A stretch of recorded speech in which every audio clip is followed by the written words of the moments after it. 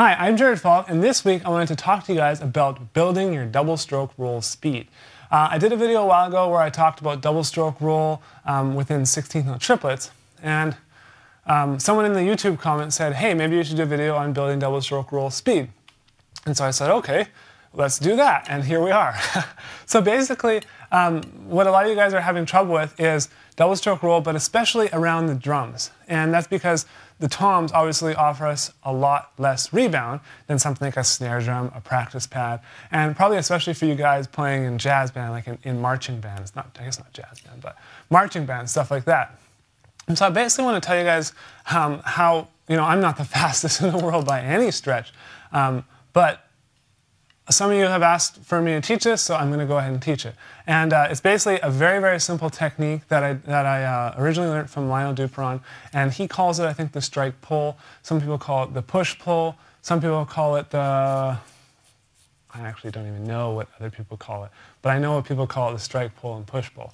And let me just show you exactly what it is. Basically, you drop the stick. Okay, I'm going to do it slowly and quietly for you guys. I'll do it from this angle. You drop the stick. Okay, the stick is going to come back up, and now my fingers are on the stick over here, and I'm going to pull the stick down.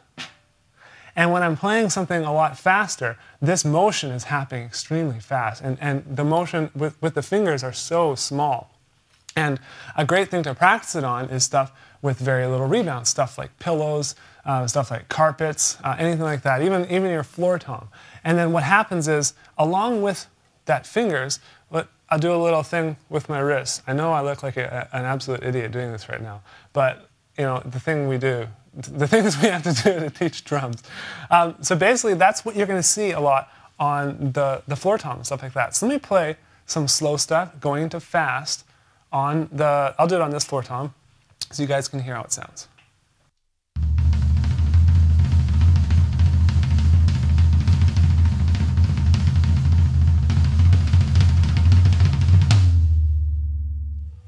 All right, so what you kind of practice, or when I first started practicing it, I wanted to make the second stroke more accented than the first one.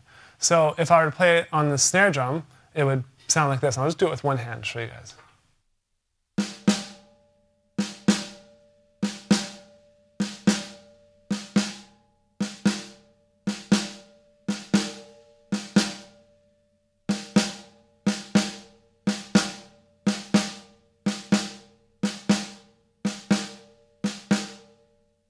All right, and so it's something I'm still working on to this day, but it's something that'll give you a lot more power, especially at the faster speeds.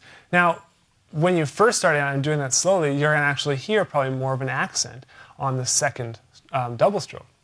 But eventually, once it gets faster, it evens out. And I think this is something I heard Dave Weckl talk about a long time ago on one of his DVDs. I don't really remember which one, but yeah, he talked about accenting the second double stroke to make it sound even once you get going a lot faster, and once you can't bounce it, because there is limited rebound. But we want to kind of use all the elements. You want to use a little bit of your arm, a little bit of your wrist, and then your fingers, and the rebound, and combining all those, that's what's going to give us the technique to play doubles on the floor toms and stuff like that.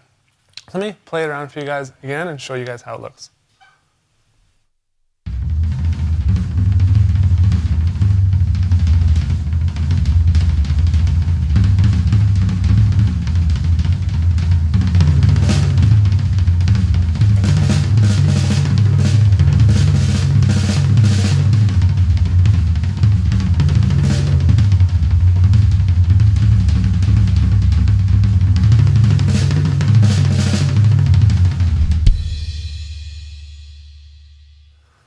And so I was really inspired to learn how to do that because I started watching some Keith Carlock videos, plays with Steely Dan. He actually has a new DVD pack out right now.